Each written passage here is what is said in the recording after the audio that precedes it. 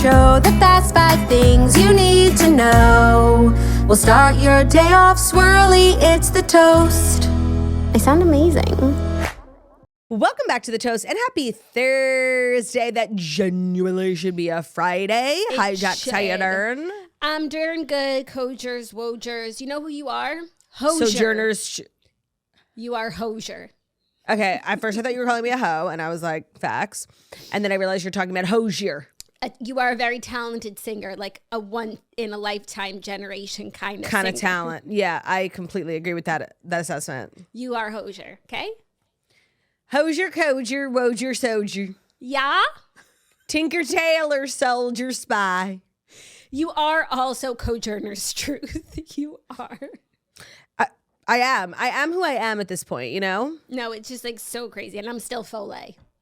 How does that work? Oh, that is the plight of like being the girl who comes up with the nicknames. Like, it's true. You are the girl who just iterates off of different things, and you're the creative genius behind all the nicknames, Turdy. And so while that is an amazing accolade, it leaves you nicknameless because it leaves me like the brain dead moron to come up with a nickname for you. And I'm working off of a reference from The Devil Wears Prada from actually 15 years ago. Yeah. But it's okay. That's the way the world works. Like you said, my talent is obviously singing better than Hosier, Coger, Truth.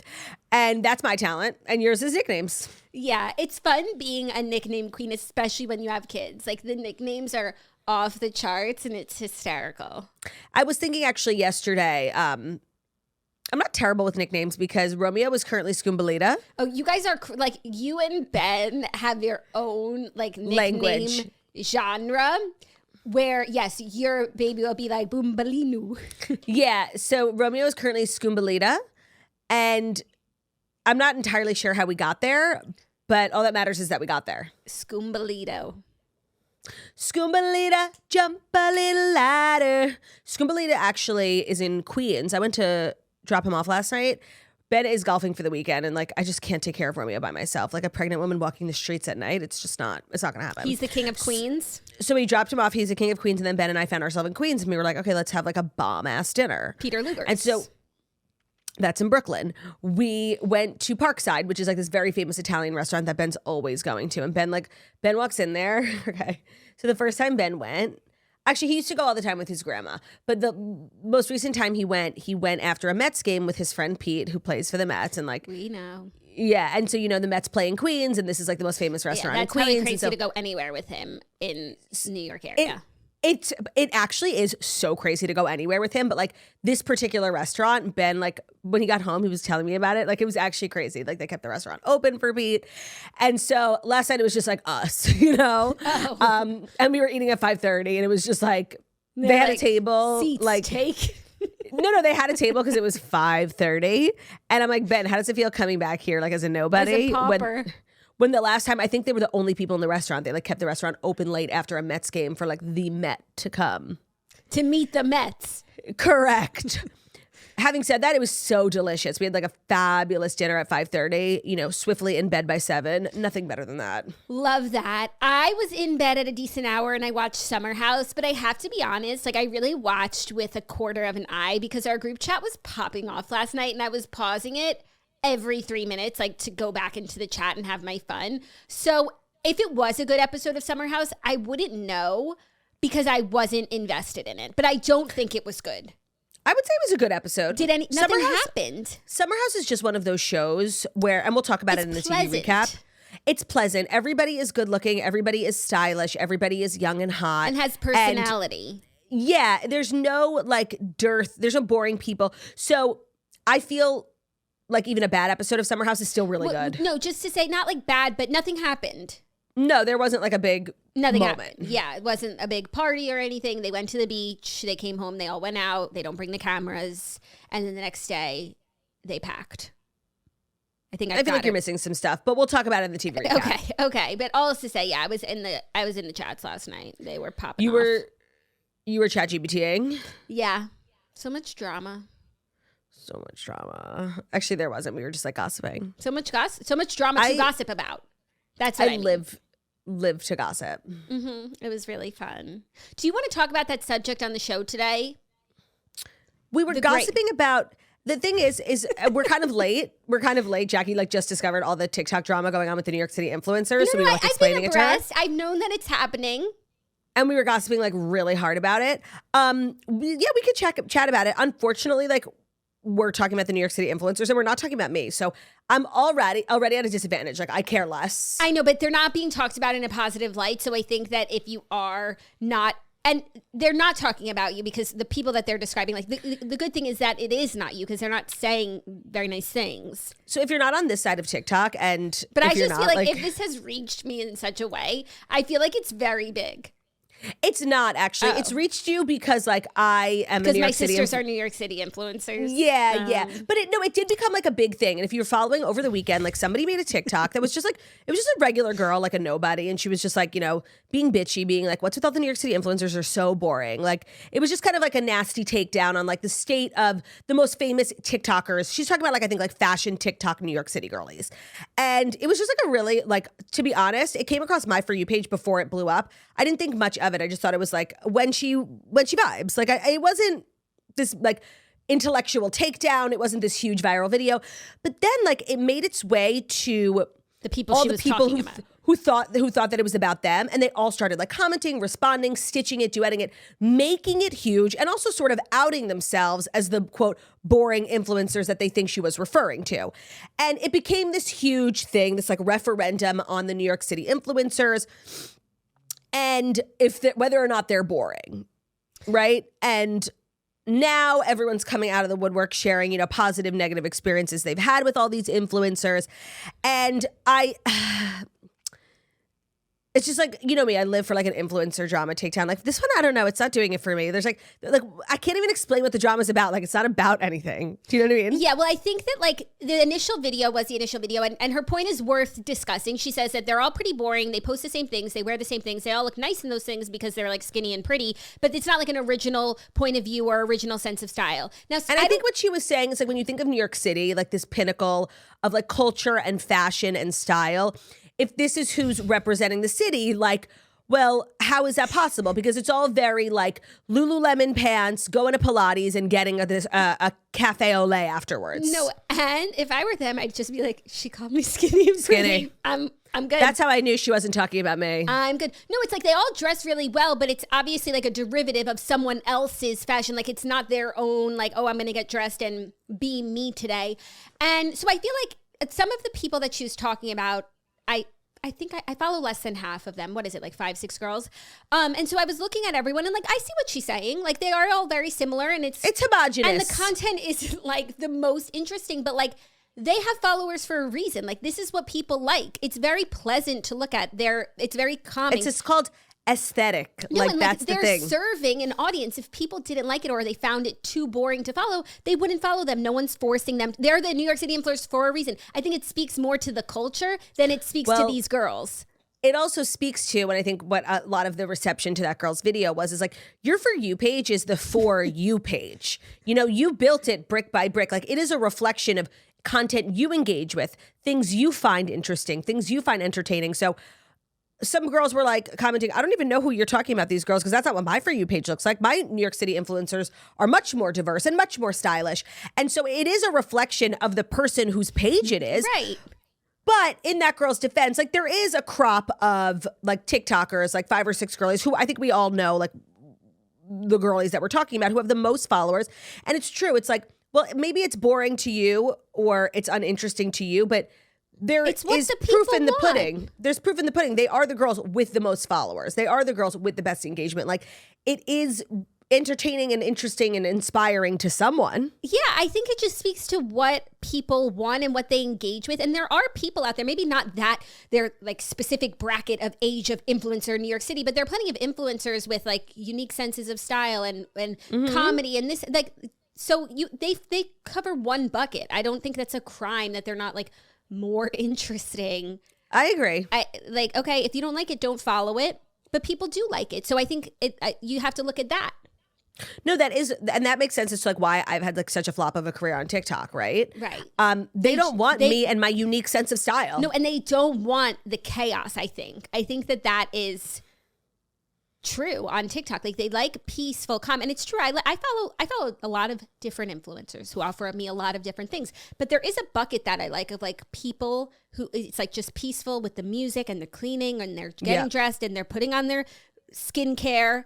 And there's something nice about it. I can't explain. Yeah. it. No, it's Not important that to deep. acknowledge things are popular for a reason. And it's sometimes not that deep. Yeah, but then the girls really stepped in it with their responses. They shouldn't have. And then there were people responding to it and being like, we weren't talking about you. Like, stop, you know? Like, it was like everybody was really showing themselves. Like, there were, when I saw it, like a couple of girls came to mind who are like, really do a lot of the same, like workout class, like latte content. Let's just say, like, Acquired has become the face of this. Acquired Style has become the face of this. And then like the other names being thrown around are Kit Keenan, And there's two Hallie Acquireds Kate. now.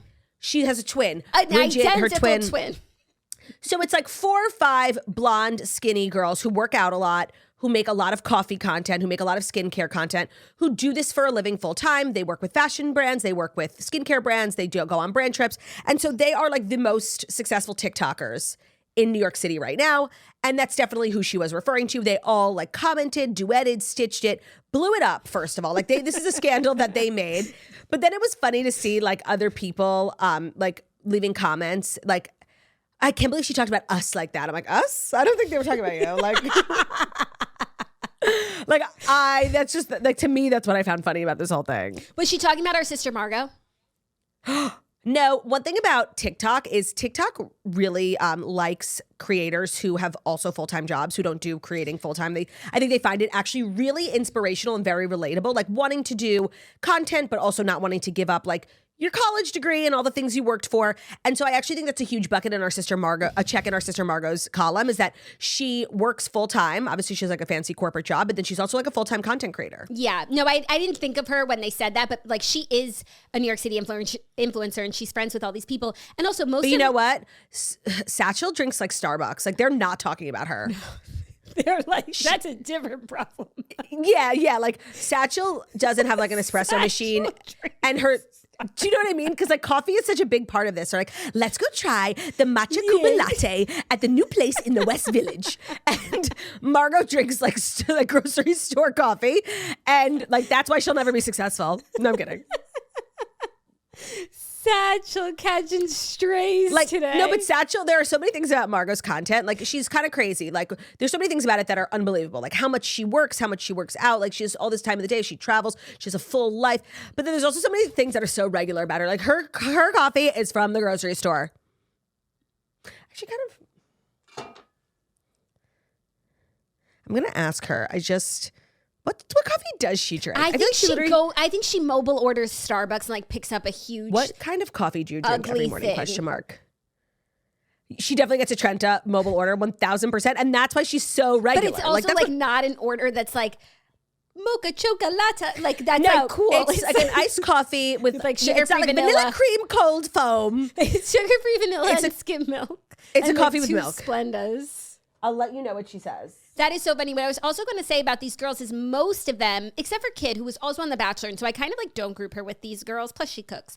But most of them are like just regular girls that they're not like Nepo children or like they started with 0 followers just like everyone else and like no leg up in this industry. So if they've built it to 1 million followers on TikTok, like that's anybody could do that, right? Yes, that's true. That's why you remove Kit from the conversation, because Kit is obviously Nepo fashion queen, and she was on The Bachelor, which gives you like a bit of a platform. But for some of the other girls that they're talking about, I think like they're also looping in like Lauren Wolf. Did she come from a... No, these are just girls who like during COVID especially like hustled really hard, and a lot of them were doing full-time jobs before and during their content creation career and are now doing it full-time. So yeah, there is something like also impressive about that. Anybody could do it, and they've done it. So if you don't like it, go do it. Wow. This is what Margot drinks. Lately, just cold brew from the office. Like, thank you. That's my point. Thank you They're so not much. talking about her, but she did tell me her office got a cold brew machine, and everybody's talking about it. That's okay, cool. and that's what I'm saying.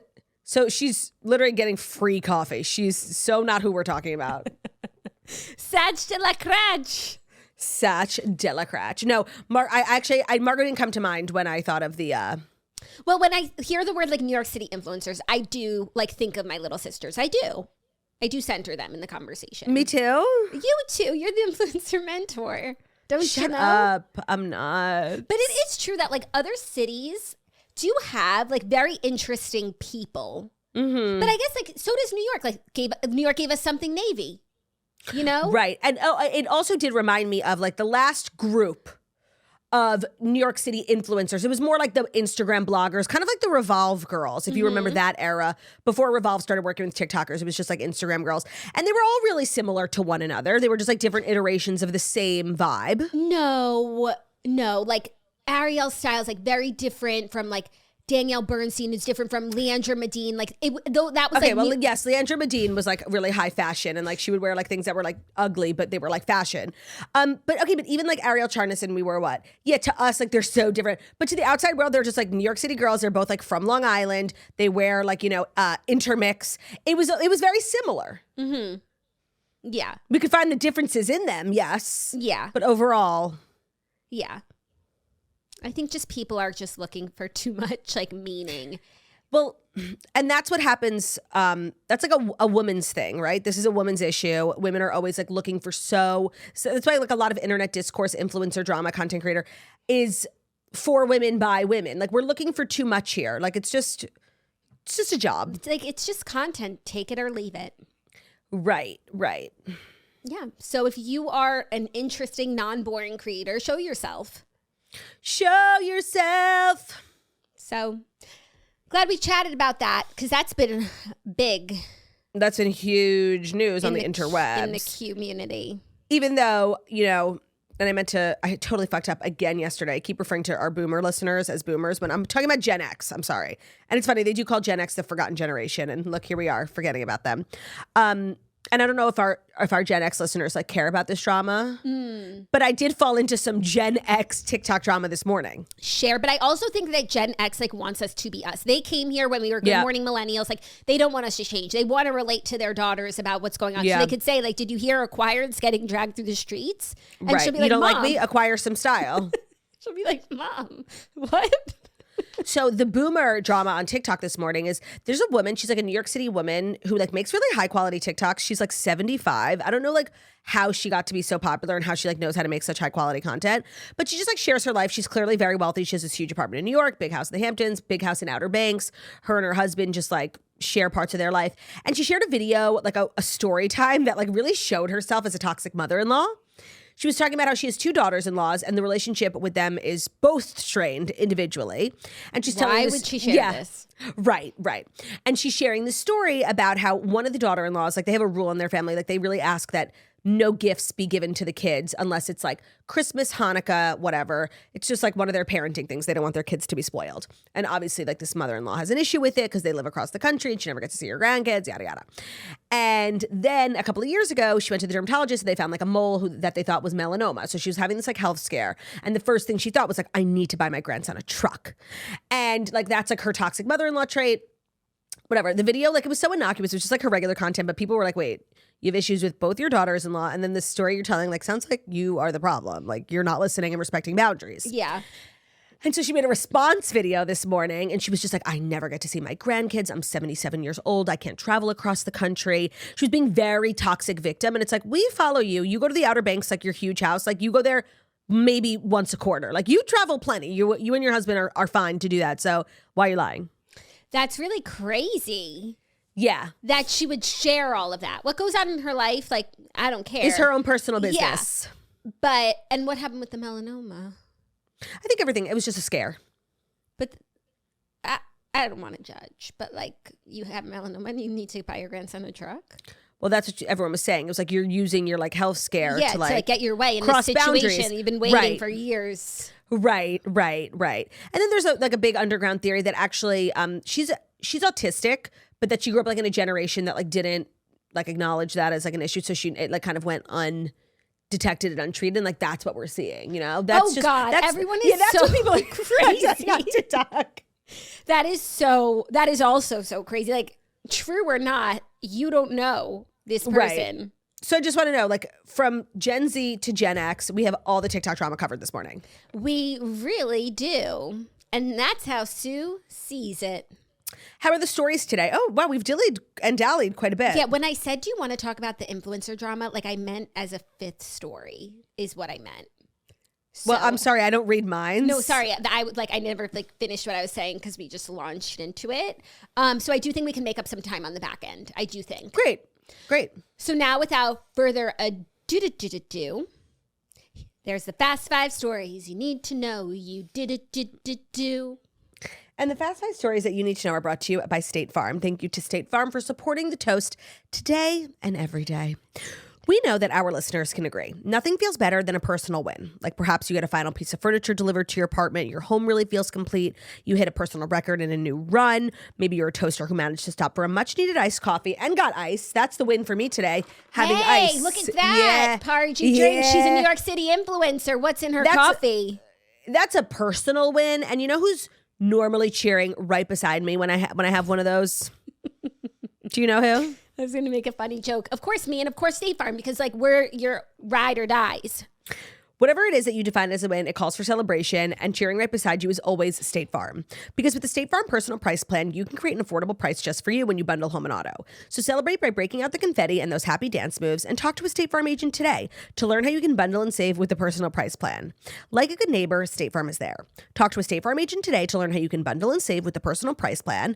Like a good neighbor, I feel like the last time I made this joke, it went undetected. It didn't get enough love. I'm listening. Like a good neighbor, State Farm is there. That's really good. It was. Thank you. Prices are based on rating plans that vary by state. Coverage options are selected by the customer. Availability, amount of discounts, and savings eligibility vary by state. Today's episode is also brought to you by Gem. 90% of Americans are nutrient deficient. There's a shocking number, but the solution to this problem that you'll find in the supplement aisle are temporarily... Okay, sorry. This brand deserves better than me not being able to speak. Let me try one more time. Take it from the top. 90% of Americans are nutrient deficient. This is a shocking number, but the solutions to this problem that you find in the supplement aisle are temporary and full of synthetic ingredients and artificial sweeteners. And Gem is the first real food multivitamin formulated with ingredients that our bodies were built to absorb and free from synthetic ingredients. So Gem is on a mission to make food as medicine.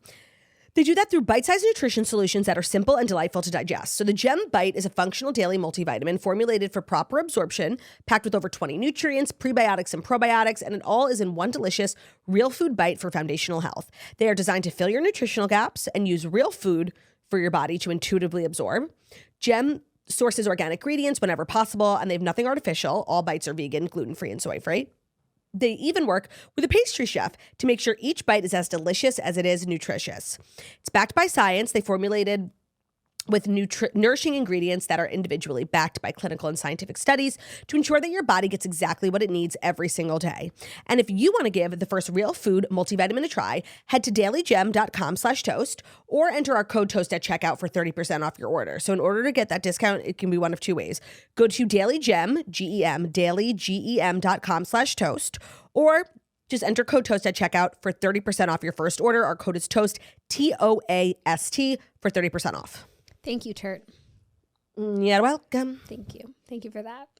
Our first story, a story that means a lot to me. A lot. Harry Jowsey. What did Meghan Markle do now? Harry Jowsey and Lucy Hale are dating. The source reveals their relationship is casual, but not brand new.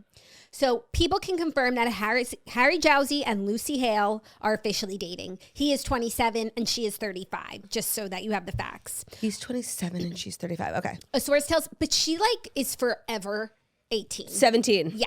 A source tells, I actually think she might be a vampire because she doesn't age and she's looked the same ever since we've met. She stepped on the scene. I hate to bring this up because I feel like I cannot have nuanced conversation about Lucy Hale, because to me, if you're going to bring her up, I'm going to bring up that weird thing she did with Colton at Runyon Canyon, you know? She went for a walk with Colton. 5 minutes before Colton Underwood came out as gay, he was on a date doing a hike with Lucy Hale. Okay. We don't know what was a date. Maybe it was a PR move. Maybe he's her GBF. I'm still at the restaurant. I am moving on because she's one of my faves. I'm moving And I really on. feel like she's looking for love. We've reported on her being with Journey people over the years. And now it's Harry Jowsey. And let me tell you how I ship. Yeah, you definitely, like, a fun fact about you is you have a special place in your heart for Harry Jowsey. I do.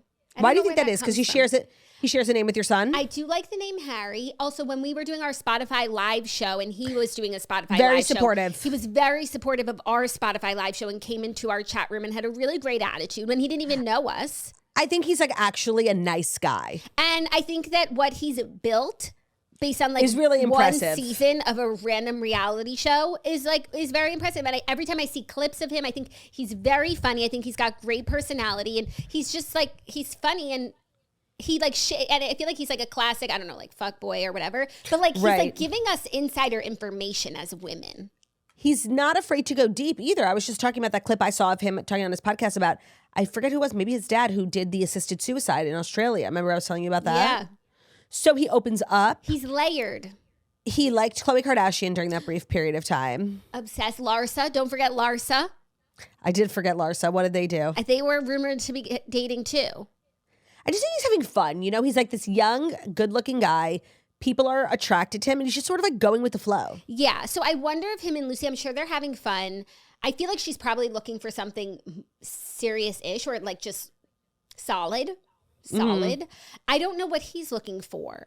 I feel like they might not be aligned. Yeah, I wouldn't say like serious and solid is his current goal. But you can't put Harry Jowsey in a box. So true. You know? When I think about the Netflix show that launched his career, like Too Hot to Handle, which I know still airs and nobody watches it, that first season was definitely a cultural reset. And we got like him and Francesca Farrago, right? They became by the way, I just want he behaved so poorly on that show. Like he straight up lied fuck on boy. that show. He lied. We all watched him lie. And then apparently he went on Perfect Match and he like lied and people were surprised. I'm like, he lied on Too Hot to Handle. Oh, and he dated Jess from Perfect Match, another queen. He has great taste in women. Yeah, I think just like beautiful women. I don't think that he has great taste in women. I think like great women just like him. Do you know what I mean? And that says a lot about him. I agree. You are the company you keep. Yeah. So as Lucy is one of my favorite actresses, like everything she like is in. What is she in that you love so much? You don't even like Pretty Little Liars. Privileged. Katie Keene. Okay. Justice for Katie Keene. Did you ever see The Hating Game? No, I didn't. It was one of those like smut novels they turned into like a direct to DVD movie that she made. It was actually really good. I know. I just feel like that movie, like between the title and the cover photo, like I got the point. The Hating Game. You saw the whole thing. Back to back. We hate each other. Now we love each other. Good it's things. A classic trope of enemies to lovers. It's an enemies to lovers trope. What else is she? Oh, I think she was also in.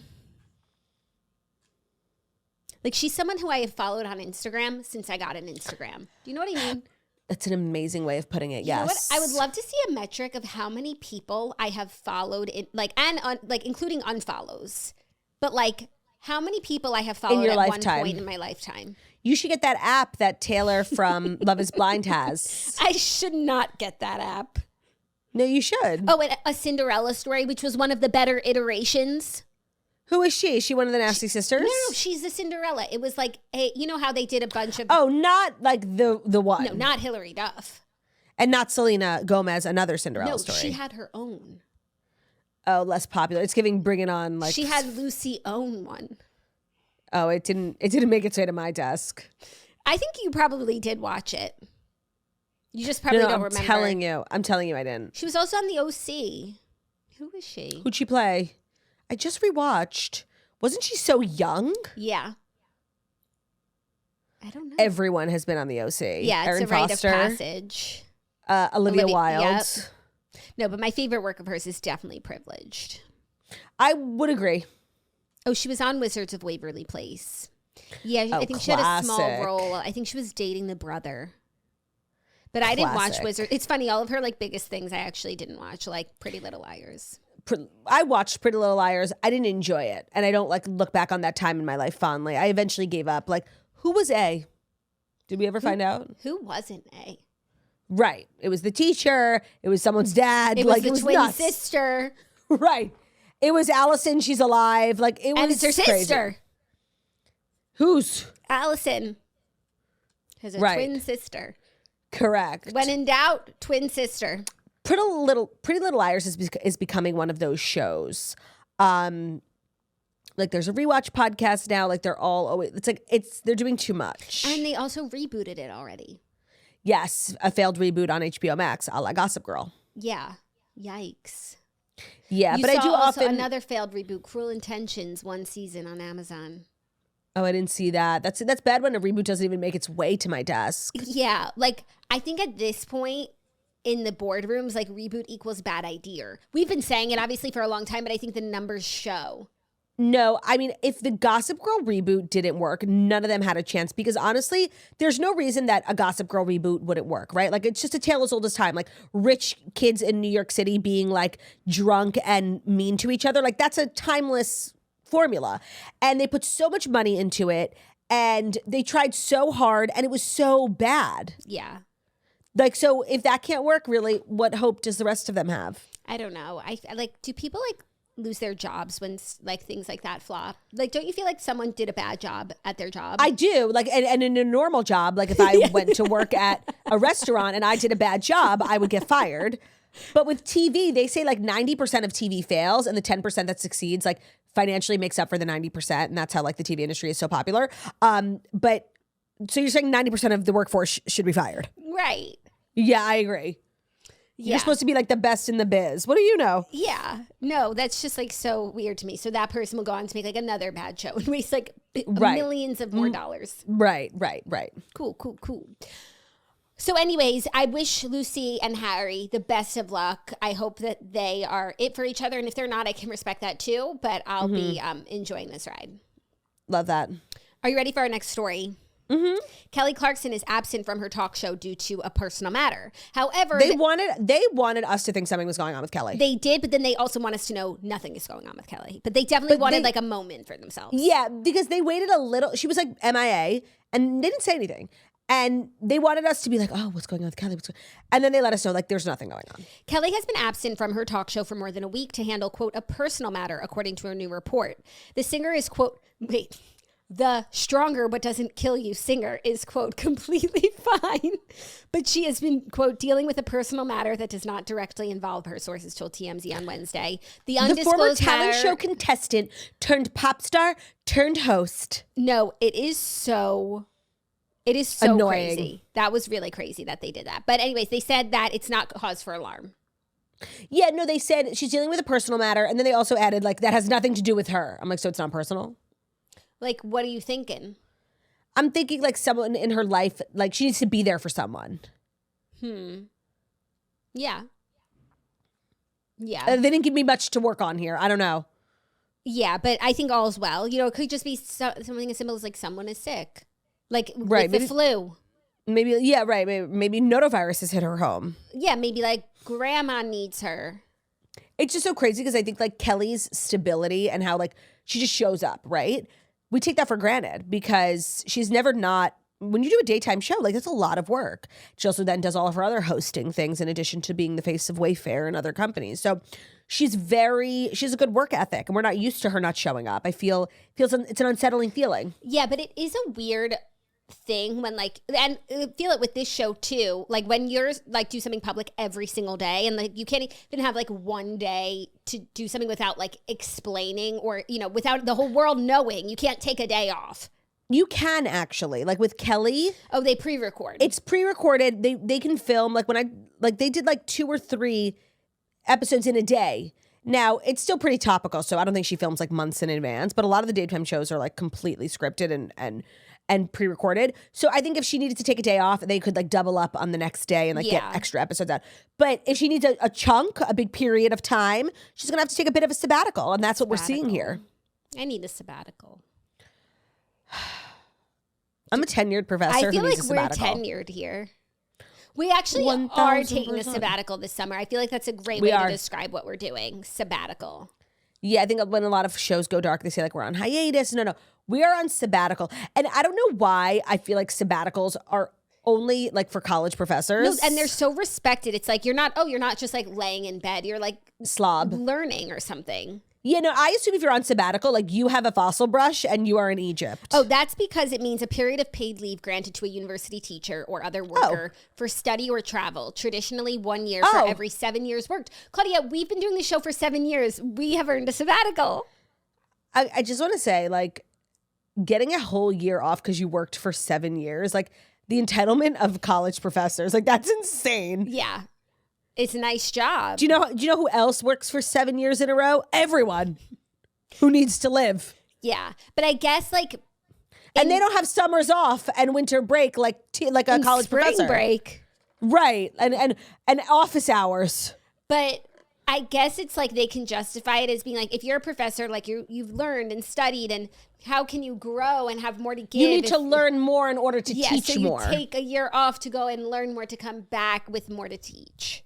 Well, that's how I feel about our sabbatical. Well, so I sit here and speak on my own experiences, right?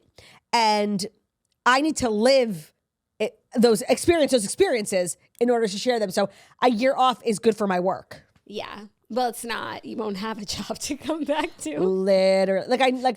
I know you guys are going to be really like impatient with me on my maternity leave, and like that's 3 months. So I think that's kind of the max. Yeah. Well, the show is off 2 months, so that's true. For our but like I'm talking about me specifically. I think like I have definitely a contingent of fans here, like who are going to miss you. Who are going to miss me? Yeah, specifically. They might not even tune in without you.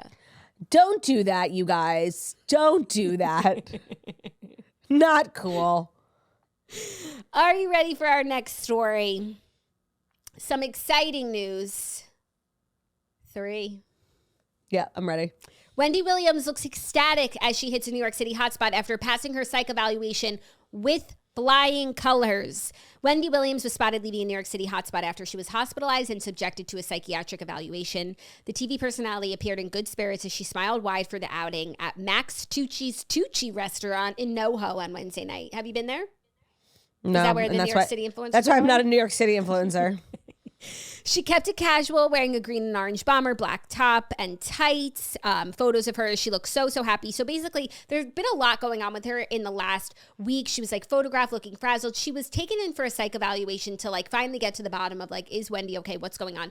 And right, she has been maintaining that she's totally fine, but she's been put in this conservatorship. And we don't know if it's a situation where it's like a crazy person saying they're fine, or like somebody really taking advantage of somebody who's having like a mental breakdown. So she got evaluated psychiatrically. She passed. She's fine. She's free. The conservatorship is over. Wendy is back.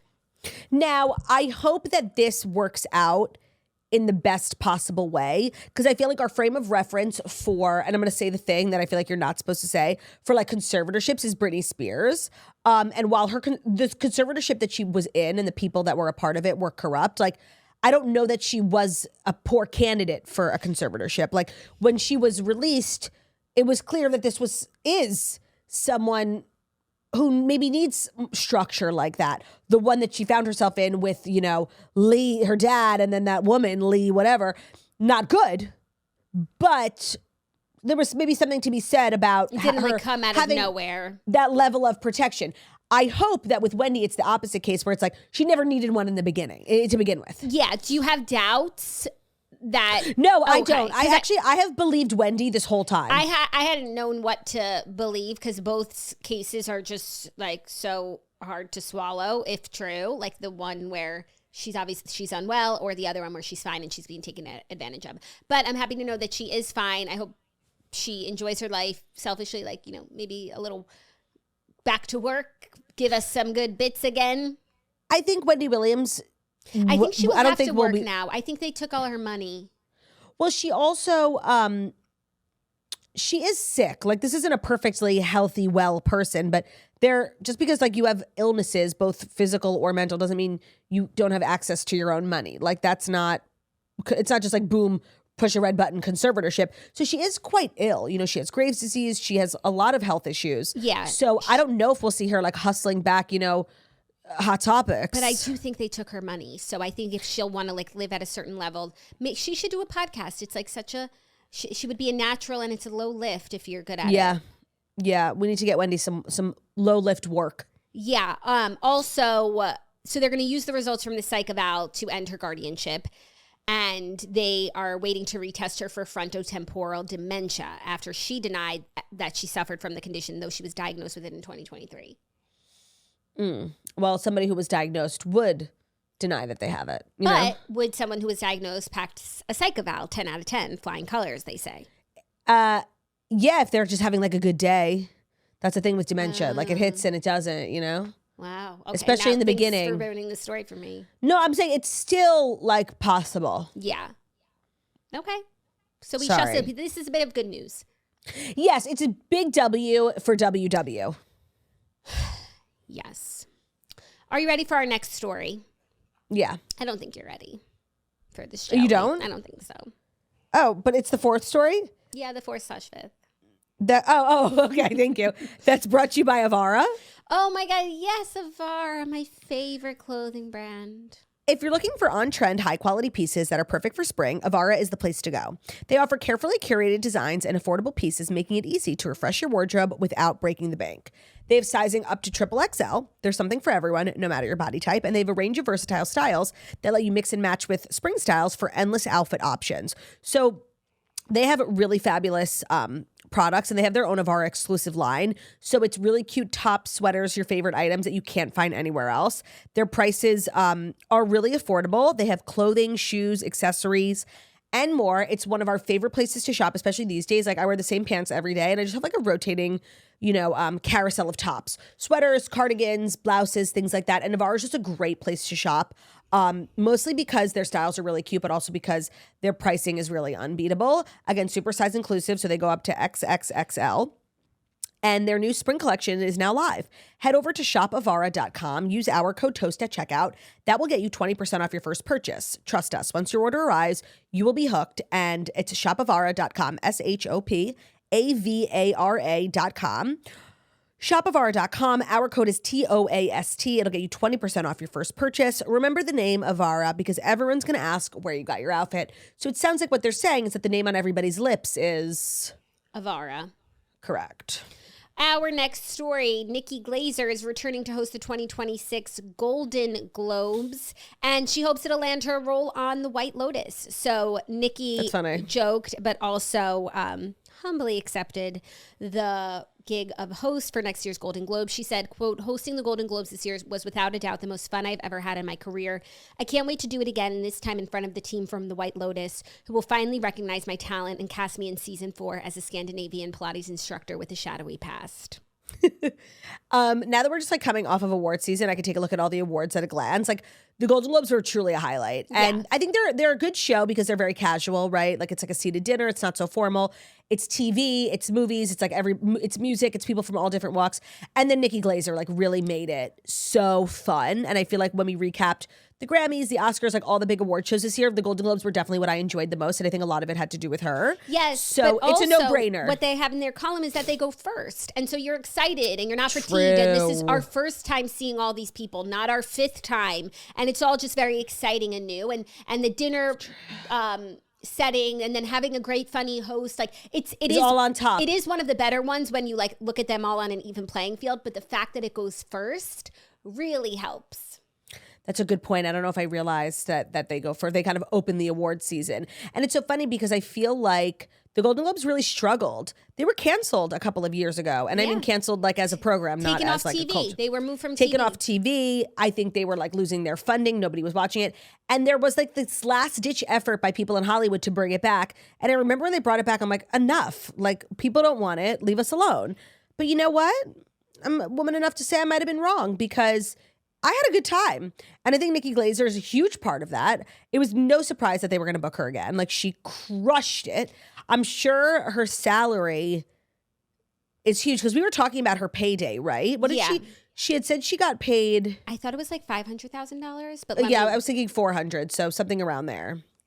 And she has all this leverage now. I wouldn't be surprised if she got $1 million. Yeah, or like more.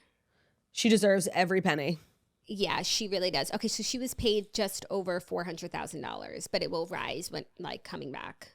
And then who hosted the Grammys? Trevor Noah. Who hosted the Oscars? Conan. Yeah, like when you look at the landscape of people who hosted this year, she's the only woman and she was the only one who did a good job. So yeah, I also feel like the Golden Globes is a good format, like, and ripe for just comedy. Because even if you think of Joe Coy, which was obviously a train wreck, like it was hysterical in the sense that it was so painful to watch. Like the way that it's like, it's not, we don't have performances up there. It's just like someone talking, like whether it's good or bad, like it's gonna be entertaining. Because of the structure of the show, it relies on a host probably more than all the others. And like really, it's very intimate with the crowd. It's not like the person on stage can't see the audience. So it is just an interesting dynamic to watch. And when it's good, it's great. And when it's bad, though, it's like still like good in a cringe way. I mean, we're still talking about Joe Coy. Sadly for Joe Coy. Sadly for Joe Coy. That was so crazy. That was so crazy. So very exciting for Nikki. Looking forward to that. Would you like a fifth and final story, or do you want to go into the TV recap? What do you have? Well, it wasn't what I wanted to talk about because I did want to watch the episode of Kardashians first. But Kim Kardashian is making news because not only did she pay for her engagement ring from Kris Humphries, he made her give it back. So... Yeah, I actually do want to talk about this because I have like an extremely hot take. Kim shared on the recent episode of Kardashians, they were her and Khloe were at a wedding in India, so they were talking about wedding rings, and she shared that she first of all shared like the size and scale of her previous ring, saying her first one when she was married to Damon Thomas was a cushion cut 14 karat. She said she still has it, and then she recalled how her ring with Kris Humphries is an emerald cut 18 karat, but she revealed that she no longer owns that. She said, I didn't keep that. I was pregnant with North, still married to him, and in order to divorce him, he said I had to give him the ring in the divorce. But Khloe interjected saying that Kim was actually the one who bought the ring, and he contributed a fifth of the price. Also, the ring was made by Lorraine Schwartz, who was in the room for this conversation. Unclear if that means Kim paid 4/5 or she got a discount. So 20% came from Kris Humphries. Unclear where the other 80% came from. So they didn't say explicitly. Kim and discount, I believe. Or did he pay a fifth of the discounted price? Also, am I crazy? 14 carats, 18 karat ring. Is that not the biggest thing in the world? Huge. Huge. Now, I want to say something about this. Are you ready? Put respect on Kris Humphries' name? No. But like, can we just lay off? Like, I've had enough. Like it's funny, haha, yeah, oh, he's poor. You know what? Like, we destroyed the man's life, okay? It was funny. Like, I think we're beating a dead horse here. Nobody thought he paid for it, okay? Nobody thought that. He was playing on the Minnesota somethings. He wasn't good. He had $3. Like, we didn't think he bought the Lorraine Schwartz diamond, okay? Yeah, no, but if he didn't buy the ring, that's no knock on him. She wanted a big ring and he could afford it. I think it's like he made her give it to him when he didn't pay for it. I'm sure he asked for it in the divorce. And by the way, if she gave it to him, that means like he had some legal standing, okay? And I don't think it was that. She was also just pregnant and wanted to get rid of him. I don't think it was, I bought this ring, I want it back. I think it was like, you know, we are getting divorced. You exchange, I make less money than you. Maybe he gave up spousal support just for the ring. Like maybe the ring was like, yeah, there might be other dynamics at play, but typically in a divorce, like you do keep the ring because it is a gift. Yes. Well, I don't know what the laws are in California, actually. In New York, it is considered a gift. Like you do not have to give it back under any legal circumstances. I don't know what the rules are in LA, but I when I heard this, I understood it as like not the ring is mine, but like the monetary value of the ring, like cut me a check or just give me the ring. Yeah, it should cover, you know, what you've done here, which the damages. I don't even know if it does. But where would he we're even be? Still talking about Kris Humphries. Would we ever know who Kris Humphries was in his own professional career if not for Kim? Like, I don't think so. If I was into basketball, yes, but outside of that, no. But I just think that the whole thing, it was obviously done very badly. And I think that for Kim and her fans, like, it was one of the moments where she almost like lost a lot of her fans. I remember it, like, I was like, and who was I? But I just remember like, it was like a bad moment for her because it all felt like so fake. It felt like he was so used that it felt like all the things people had said about the Kardashians up until that point were kind of being proven. And then they had that whole episode of the Kardashians where it was clearly recorded later, like the but then cut in with Kris. And they were like editing episodes to make her look good. And that was the first time she ever had like real, I think, And it was from the fans. It wasn't just like critics. No, it was from people. it was from I remember the I was in high fans. school. I literally remember where I was when I found out. It was like not a good look for her. It was like, are you serious? Like you're like a joke. Yeah, it was. I think that's a good distinction because even like the sex tape was a scandal, but like not from her. Her fans didn't care. Like the fans really did not like what happened with Kris Humphries. We always say justice for Kris Humphries, like to give the marriage 72 days. Like you really don't give a shit. Like. No, and then you got such a bad edit on their show. And I know you could say, well, look, he was like mean to her in the Gansevoort. And it's like, yeah, well, that's her show and they're producing it and they're cutting it together. I don't think that's like a fair reflection of what their marriage was really like. It was the NBA lockout, which seriously, fuck the NBA lockout because these two would still be married if he had been gainfully employed during the time that they were married. They're living in an apartment in New York with her sister and Scott. Right. Like, this is not a recipe for a successful new marriage. And like, she didn't even care to make it work because she give it a chance. Because she didn't care. Yeah, so it was like a fake marriage, and it was just like this whole time people had been saying like the worst things about Kim, but like we saw in her what nobody else did. Like her real fans were like, you guys are just jealous, whatever. But then she did this thing and we were like, oh, well. It was just a bad moment. Like, and of course, like we've all moved on and then she reached greater heights than ever before with Kanye and like, you know, saw, like had a vision for her life in the future. And like now in hindsight with Kris Humphries, that's small potatoes. Like, no, of course. But at the time it was like a big scandal. And I think that like it didn't go the way that she thought it would. Like people were actually upset with her, like her fans. So now I think she thinks enough time has passed where she can like, but to be honest, like I'm over it. I'm over it. Like I just don't think it's a joke. Like this was this man's life. Like, and it's just no. And he, by the way, he is a joke now. Like you see him on red carpets, that it's always like jokey Kris Humphries, ha ha ha. Like he's a joke, and I oddly like feel defensive of him. Like, can we leave this man alone once and for all? I agree. As a Kim fan, like I moved on and forgave, and we can move forward. And she's obviously like very happy in her life. Yep. But let's let Kris Humphries lie. Let Kris Humphries lie. I seriously have had enough. So those don't be out here making me defend Kris Humphries. Why? We always defend Kris Humphries. I know. I actually feel so bad for him. I know, but it's also like a little bit on him. Like he could have done something with his life. Like he had the biggest stage in the world and also all this sympathy from Kim's fans. Like go make something of yourself. To the victimhood. Yeah. Like he became the victim he wished to see in the world. Like you're right. He didn't pick himself up by his bootstraps and make the moment become a work great for man. him. He's the name on everybody's lips. Like he could have done something with his life and he didn't. So that's also on he him. also then like really like his career deteriorated. And basketball, like, they don't give a fuck if you're popular in popular culture. Like, you good? Are your points going in the basket? Like, he just started to, like, stink it up, too. I think it took a toll on him, like, and it started to affect his playing. Sad, but, like, if Tristan can do it, if Tristan can get on the court week after week. Tristan, like, can't. But, like, he can't. He's always playing. No, he's really not good anymore. Okay, maybe today he's not good, but, like, ever since the original it's been a slow decline. Like, he got on the court and played basketball after the Jordan Woods drama while people were booing him. Like, if Tristan can do it, you can do it. It's kind of like how we have to come and do the show every day. Like, if someday we say something, we get like a lot of backlash. Like the next day, we can't hide. Like, we have to come out here. It's true, but we are the Tristan Thompsons of the podcasting sphere. We are, but the haters like aren't in the room with us. You know. Oh, that's so true. Like physically, he has to listen. Yeah. He gets like booed through games, and he still plays, and they still put him on because he obviously scores points. Right. I think Tristan's like pretty decent at basketball. What team does he play for? Cleveland. No, Jackie. Yes, he played for True Cleveland. was in Cleveland on last week's episode. True went to Cleveland for her first game. Chloe was there. Everyone thought they were together, but they weren't. Oh yeah, you're right. He played on Cleveland like at the beginning of his career. Then I think he went to the Celtics. LA. Then he went to LA, not the Lakers, I believe the Clippers, and now back to Cleve. Got it. Okay.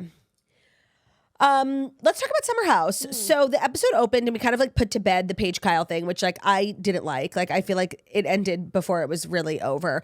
But Paige's whole thing was like, this is not my circus, not my monkeys. Like leave me out of it. So she wasn't gonna sit and like go tit for tat with Kyle on like the Craig stuff or the Hannah stuff, which I kind of did want to see, but it's not her problem. I agree with her. Like Kyle gets away with too much. Yeah, I think they're just like brushing it under the rug again. And because Paige and Craig have since broken up, it's not going to flare up again. Otherwise it would have. And it just becomes like this bigger dust bunny under the rug of their relationship. But you know what? Some things are just like always going to be a conflict. And you can either let it ruin your relationship or just ignore it.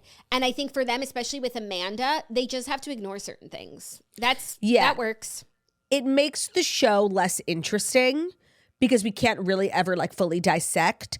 And it renders Kyle and Amanda like kind of irrelevant to most storylines because there's not much that can be done about it. I actually really enjoyed this episode for the reason that it felt very different than episodes in the past. Like, they all went out. I don't even care that there weren't cameras. They never all go out together. And they didn't go out for 30 minutes. They were home at 2:30. Like, they went out. Then they also had like separate dinners. I liked that dinner with Paige, Wes, Craig, like not Craig, excuse me, Kyle. No, what's his name? The tooth? Craig, Kyle. Carl. Tooth boy. So I liked that like random crew. It made for interesting conversation. Like, it was just different. Like, and then when they're all sitting around the pool, like talking to Imrul, I can't remember a time when they've ever all been in the pool. I think it was like, because they were all hungover, so they all had to just be sat. Whatever. Like, they usually just lay in bed or lay in the couch. It's like, if I see that kitchen one more fucking time. Yeah. It was nice to see them in a different part of the house. Yeah. And that Imrul thing was like actually interesting. Also, like, really crazy that he shared. Yeah.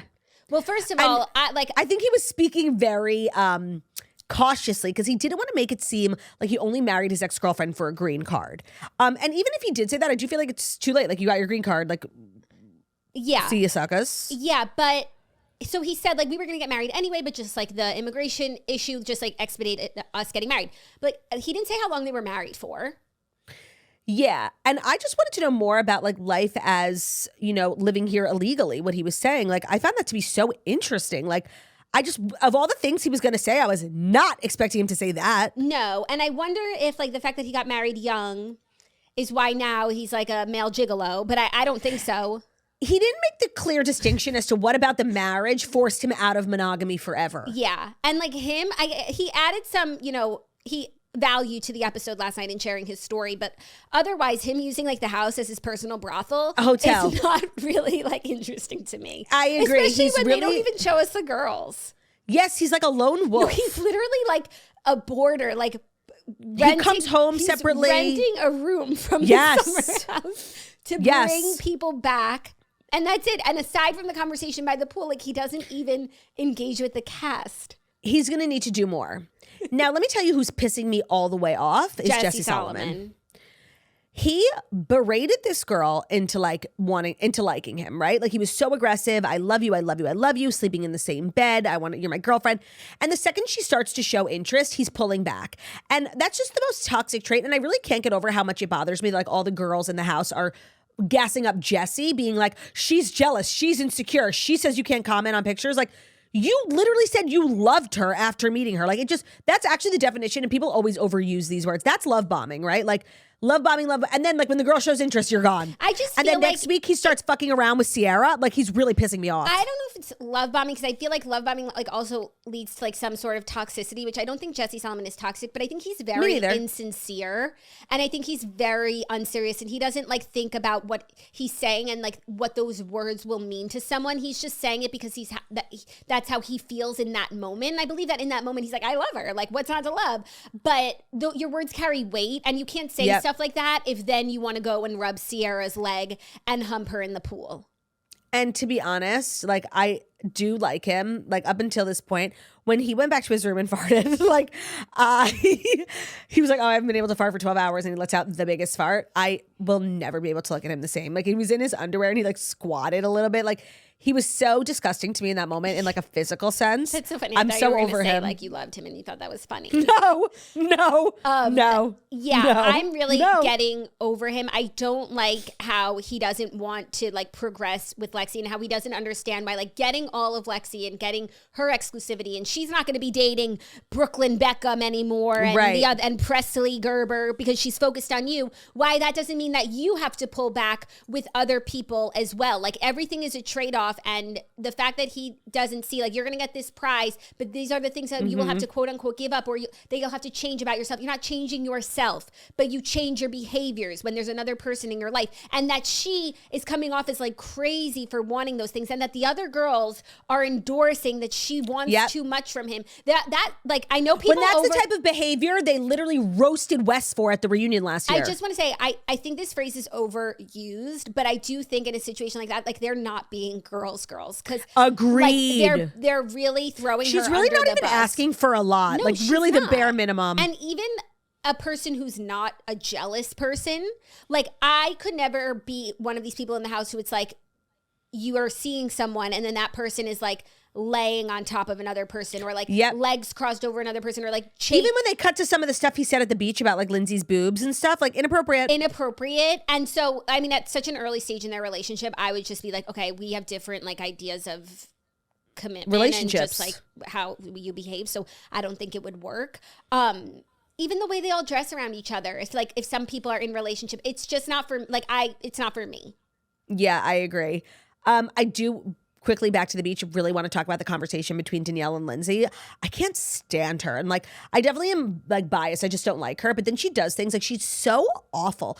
Could you have come into a conversation with your quote unquote best friend who like you're also like newly back together, so you're not trying to like cause drama? Could you have come in more judgmental about her life choices? Like, if she moved in with Turner, you would say she's moving too fast. But because she's not living with, I'm sorry, I don't know if we're supposed to like say her boyfriend's name. I can't decide.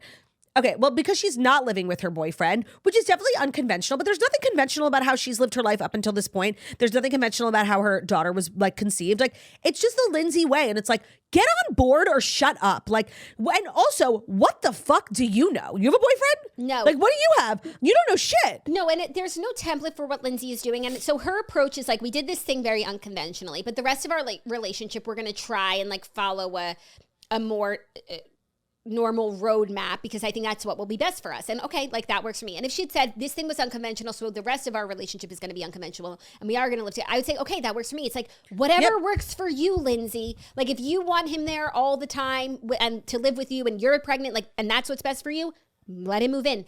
If you don't want him there and you don't want to put that pressure on your relationship and you want to have your own space because this is like a new person and that works for you, great. Like, she should just be getting everything she shared was just met with such especially because she's so happy. She's clearly and she's doing trying well. To be cautious too. Like even though it might not be for everyone, she's making the right decisions for herself. It's not like someone's like, you know, when you see someone making decisions you don't agree with and they also seem to be suffering, like you say to them, like, listen, I think this is not what's best for you.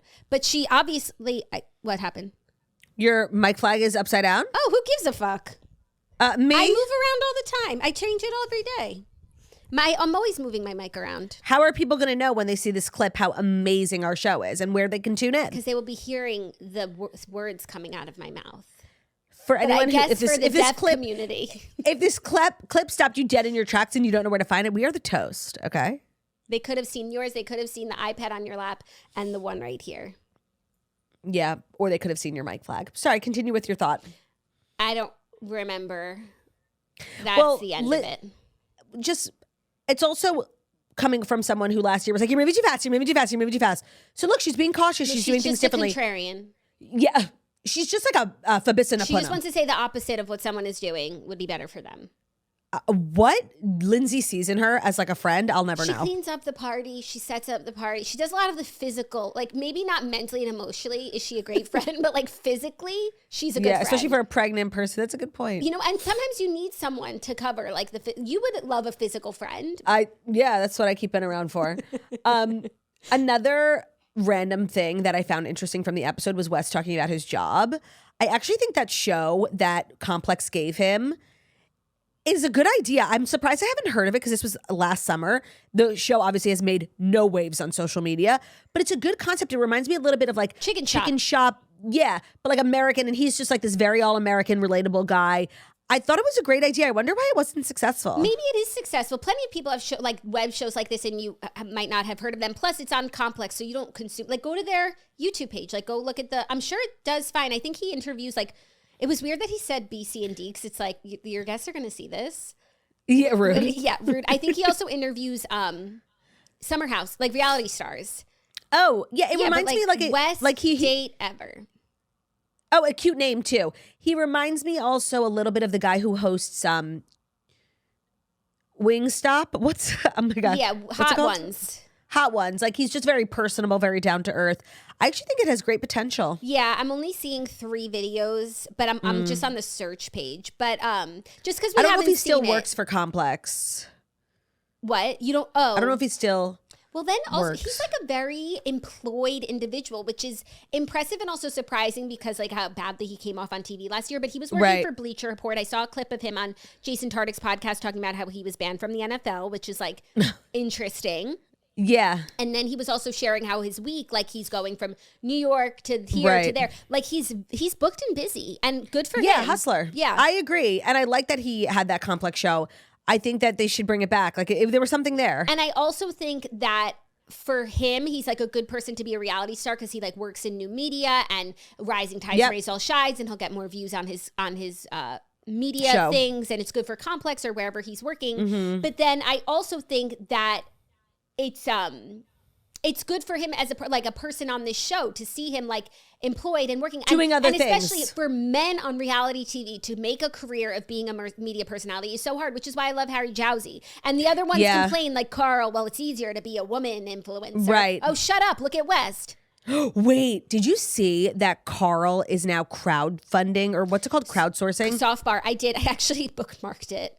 I just about died when I saw that. So as you guys know from last season, Carl has this idea to open up a bar that doesn't serve alcohol. Lindsay shred him straight to filth that it's one of the worst ideas he's ever had. And he is still, going. He's had a launch party. He made merch. I thought like the bar was about to be open. Meanwhile, and he's talking about his investors. Meanwhile, he doesn't have any investors. He doesn't have anything. He then posted, "We're so excited. We are raising money, crowdfunding." And so basically, like, I can give $200 to become like a 0.1% ownership in a bar in Brooklyn. The reception was not positive, as a shock to nobody.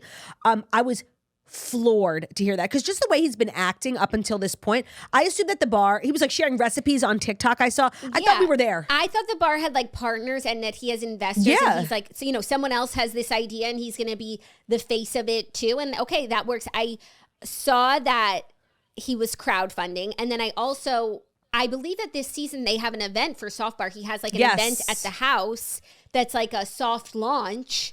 And that's a year ago, and you still don't have money to open the bar. And also, like, it's expensive to open a bar for sure. But he makes good money from the show, and he has investors, and you guys can't cobble together enough for like one space to just... I don't know that he has investors. He keeps saying... He just like made it seem that way. I'm the investor. Yeah, no, I think the minimum was like $200. The comments were not it. I was giggling hard. I'm trying to find it, but I don't know if I will. And I know he can't stop because it'll be like an admission that Lindsay was right. But before the train gets like fully off the tracks, he really needs to stop. It's a bad idea. Clearly, like, you tried, right? It's been over a year that you're trying to get this up and running.